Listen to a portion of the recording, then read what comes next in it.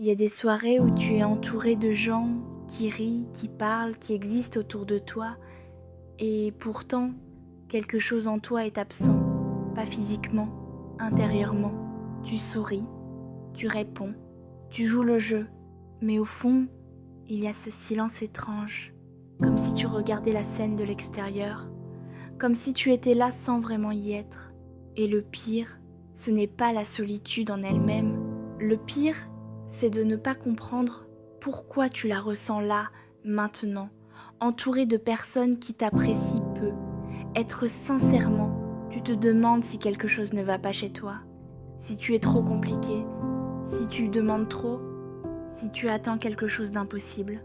Mais et si ce n'était pas ça? Et si cette solitude que tu ressens au milieu des autres n'était pas un défaut, mais un signal? Quelque chose que ton intérieur essaye de te dire depuis longtemps et que tu n'as jamais vraiment pris le temps d'écouter. Ce que nous allons explorer aujourd'hui n'est pas simple. Ce n'est pas un conseil facile. Ce n'est pas une liste de solutions. C'est une vérité que beaucoup portent sans jamais pouvoir la nommer. Et peut être qu'en l'entendant, tu te sentiras, pour une fois, moins seul. Tu sais ce que c'est ce sentiment. Il n'a pas vraiment de nom précis. Ce n'est pas de la tristesse pure. Ce n'est pas de la dépression. C'est quelque chose de plus discret, de plus insidieux. C'est rentrer chez toi après une soirée et te sentir plus vide qu'avant de partir. C'est parler pendant des heures et finir la conversation avec l'impression de n'avoir rien dit de vrai.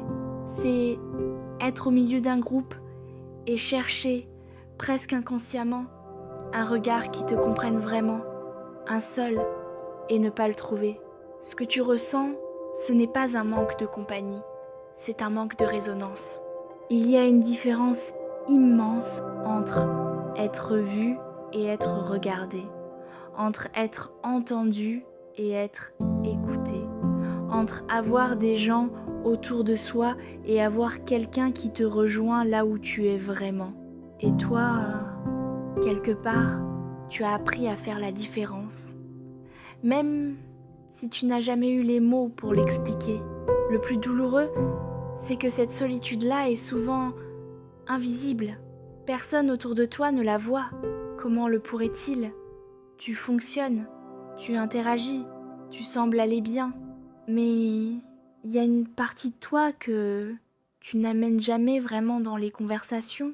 Une partie que tu gardes, par habitude, par peur, ou parce que tu as déjà essayé de la montrer et que ça n'a pas bien tourné. Et c'est là que tout commence.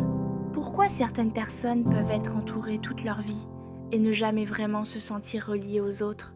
La psychologie a une réponse, et elle est plus profonde qu'on ne le croit. Il ne s'agit pas d'introversion.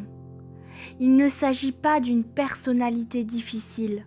Il s'agit de quelque chose qu'on appelle la connexion authentique, et du fait que beaucoup d'entre nous ont grandi sans jamais vraiment y avoir accès.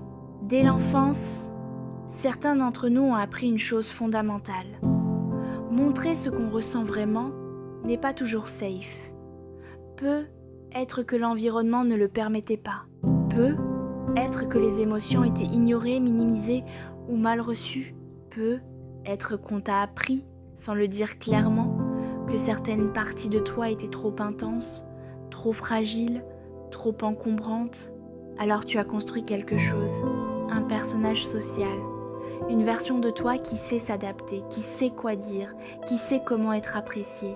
Et ce personnage fonctionne très bien. Il a des amis, il a des relations, il s'en sort. Mais lui, c'est pas vraiment toi, pas entièrement. Et le paradoxe, c'est celui-ci. Plus tu es entouré avec ce masque, plus la solitude grandit.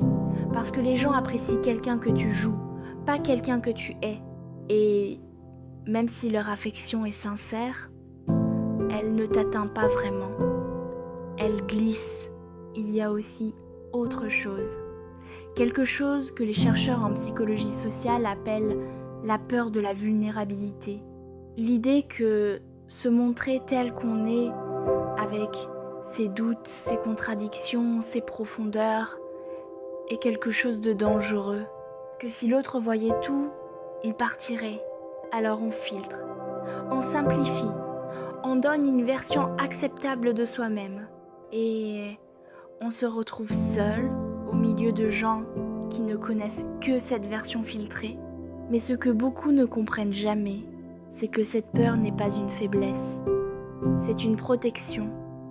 Une protection qui, à un moment, avait du sens. Et qui, aujourd'hui, te coûte plus qu'elle ne te protège. Laisse-moi te poser une question. Pas pour que tu y répondes maintenant, juste pour que tu la portes avec toi. Quand est la dernière fois que tu as dit quelque chose de vrai à quelqu'un ? Pas quelque chose d'intéressant, pas quelque chose de drôle ou d'utile, quelque chose de vrai, une peur, un doute, une pensée que tu gardes habituellement pour toi parce que elle te semble trop étrange, trop sombre ou trop difficile à expliquer. Pour beaucoup de gens, la réponse est longtemps, très longtemps. Et il y a une raison à ça. On vit dans un monde qui valorise la performance émotionnelle. Aller bien, être positif, avancer. Les conversations restent souvent en surface. Non pas parce que les gens sont superficiels, mais parce que tout le monde a peur d'être le premier à descendre plus profond. Tu attends que l'autre montre qu'il est prêt. L'autre attend que tu montres que c'est safe. Et pendant ce temps, vous parlez de choses qui ne comptent pas vraiment. Moi, j'ai passé des années à croire que je n'avais simplement pas trouvé les bonnes personnes, que les autres ne méritaient pas ma confiance, que si je me livrais vraiment, je serais jugée, mal compris ou ignorée. Mais un jour, j'ai réalisé quelque chose de difficile à accepter. Ce n'était pas les autres le problème, c'était le mur que j'avais construit si haut, si solide, que même moi je ne savais plus trop où il finissait et où je commençais. Peut être que toi aussi, tu te reconnais là-dedans. Ce sentiment d'être incompris, est-ce vraiment parce que personne ne peut te comprendre ? Ou est-ce parce qu'une partie de toi n'a jamais vraiment donné à l'autre la chance d'essayer ? Ce n'est pas un reproche, c'est une question honnête. Parce que parfois, la solitude qu'on ressent au milieu des autres, on l'a construite nous-mêmes, brique par brique, avec les meilleures intentions du monde. Il y a une vérité que j'aurais voulu entendre plus tôt. La connexion authentique ne naît pas de la perfection, elle naît de la vérité. Les relations qui comptent vraiment, les moments où tu te sens enfin compris, ne viennent pas des conversations où tu as été brillant, drôle ou intéressant.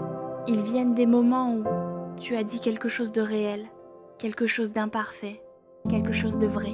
Et l'autre a dit « Moi aussi, c'est tout.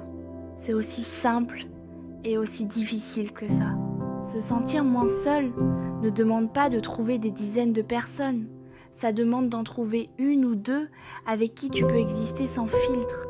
Et pour ça, il faut accepter d'être le premier à descendre. Le premier à montrer quelque chose de vrai, c'est inconfortable. Ça demande du courage, mais c'est le seul chemin qui mène vraiment là où tu veux aller. Il y a aussi une autre dimension de tout ça.